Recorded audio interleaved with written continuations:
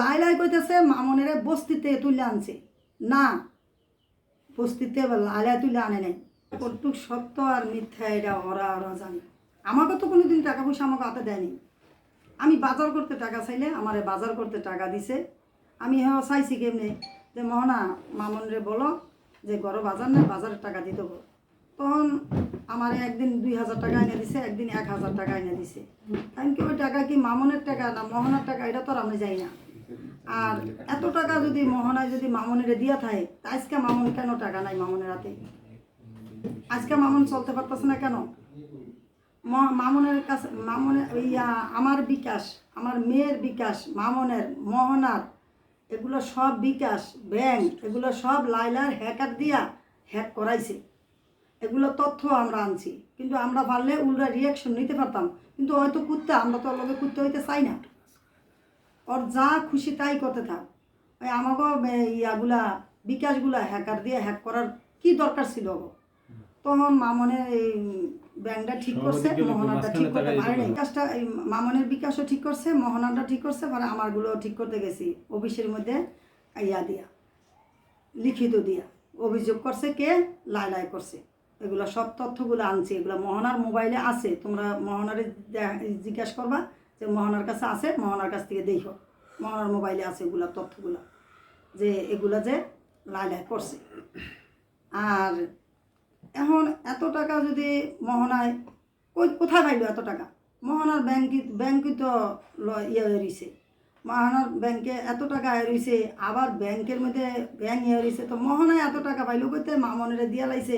তো মামনেরে তুমি এত টাকা দেও কেন? তোমার বিয়ে হয়েছে যে কি মামনের এত টাকা দিতে? মামনকে তোমার একবারে কিছুই করে নাই। ও যে মেডিকেলে ছিল তখনও তো মামনই দৌড়াদৌড়ি করছে, স্বামী হিসাবে ওর তো কর্তব্য ওই করছে। আর কত হয়েছে কোনটা? স্বামীর টাকা বউ নিব, বউর টাকা স্বামী নিব, এটা ব্যক্তিগত ব্যাপার। এটা তো আর আমি জানি না, এটা তো আমার জানার দরকার নেই। আমাকেও সাধারণ বাজার করতে টাকা পয়সা দেয়, ওইটা দিয়ে বাজার করি, অগর রান্না ভাত রান্না খাওয়াই, একটুকুই জানি। আমাকেও কি আর যা বাড়ি, এই যে বাড়ি করছি, ঘর করছি, দুয়ার করছি, যা কিছু করছি আমার বউর লিগা, আমার ছেলের লিগা করছি। আমি তো আজ আছি কাল নাই, আমি ক্ষণিকের মেহমান। আল্লাহ পাক আমাকে ক্ষণিকের মেহমান পাঠাইছে, কখন চলে যাই কেউ বলতে পারবো না। তা আমি কিসের জন্য লোভ করবো, কার জন্য লোভ করবো? আমি লোভ করলে আমার আল্লাহ পাকের কাছে লোভ করবো, যে আল্লাহর কাছে আমি লোভ করবো, আল্লাহর কাছে ভালোবাসা চামো, যে আল্লাহ আমার এনে সুখ শান্তির মতন আল্লাহ আমার ইমানের সাথে ইন্তিকাল করে।